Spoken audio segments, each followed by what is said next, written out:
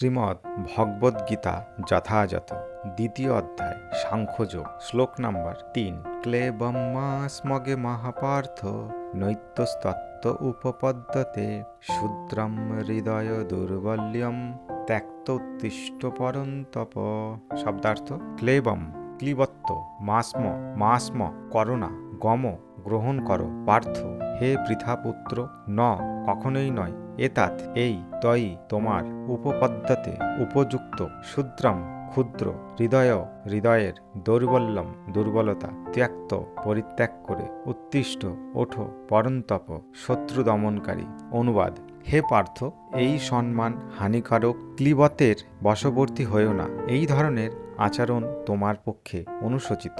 হে পরন্তপ, হৃদয়ের এই ক্ষুদ্র দুর্বলতা পরিত্যাগ করে তুমি উঠে দাঁড়াও। তাৎপর্য: অর্জুন ছিলেন শ্রীকৃষ্ণের পিতা বসুদেবের ভগ্নী পৃথার পুত্র, তাই তাকে এখানে পার্থ নামে সম্বর্ধনা করে শ্রীকৃষ্ণ তার সঙ্গে তার আত্মীয়তার কথা মনে করিয়ে দিচ্ছেন। ক্ষত্রিয়ের সন্তান যদিও যুদ্ধ করতে অস্বীকার করে তখন বুঝতে হবে সে কেবল নামেই ক্ষত্রিয়, তেমনি ব্রাহ্মণের সন্তান যখন অধার্মিক হয় তখন বুঝতে হবে সে কেবল নামেই ব্রাহ্মণ।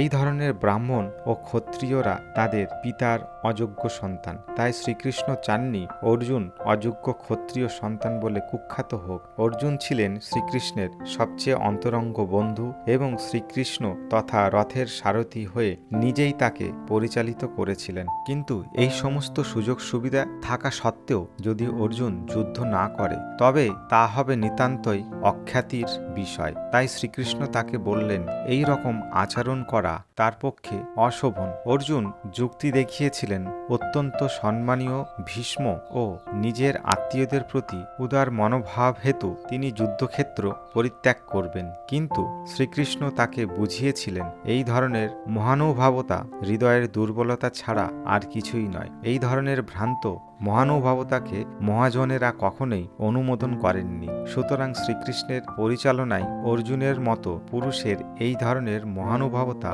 অথবা তথাকথিত অহিংসা পরিত্যাগ করা উচিত।